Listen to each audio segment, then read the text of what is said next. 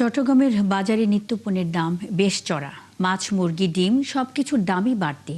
পরিবহন খরচ বেড়ে যাওয়ায় পণ্যের দামে প্রভাব পড়েছে বলছেন বিক্রেতারা। ছুটির দিনে বাজারের খবর জানাতে যুক্ত হচ্ছেন সহকর্মী রাজীব বড়ুয়া। রাজীব, বাজারে নিত্যপণ্যের দাম কেমন দেখছেন? পরিবহন ভাড়া বাড়ার প্রভাব কতটা পড়েছে বাজারে?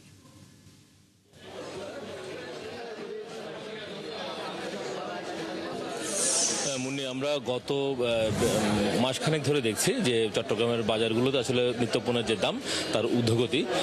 বিশেষ করে সবজি, মাছ, মাংস, ডিম সবকিছু আসলে বাড়তি। তবে গত সপ্তাহের তুলনায় এই সপ্তাহে দেখছি যে কাঁচা বাজারের যে সবজি, বিশেষ করে সেই সবজির দাম কিছুটা কমেছে। কেজি প্রতি 10 থেকে 20 টাকা পর্যন্ত কমেছে। তবে ডিমের দাম বেড়েছে। ডিম গত সপ্তাহে ছিল 120 টাকা ডজন, 10 টাকা বেড়ে এই সপ্তাহে বিক্রি হচ্ছে 130 টাকা। আর এছাড়া আপনি জানেন যে যেহেতু এখন সমুদ্রে মাছ ধরার নিষেধাজ্ঞা রয়েছে, এই কারণে সামুদ্রিক মাছের সরবরাহ অনেক কমে গেছে।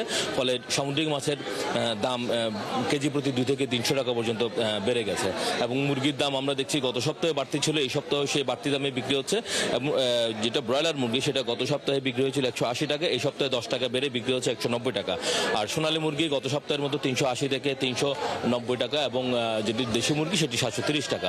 তো এই যে বাজারে বাড়তি দামের কারণে এখানে যারা ক্রেতা তারা বলছেন যে আসলে এই বাড়তি দামের যে চাপ তারা আসলে এটা নিতে পারছেন না। ফলে সরকারের পক্ষ থেকে যদি একটু মনিটরিং থাকে বা উৎপাদন পর্যায়ে কি ধরনের দাম থাকে সেটা যদি একটু মনিটরিং করা হয় তাহলে তারা বাজারে কিছুটা স্বস্তি পাবে। মুন্নি।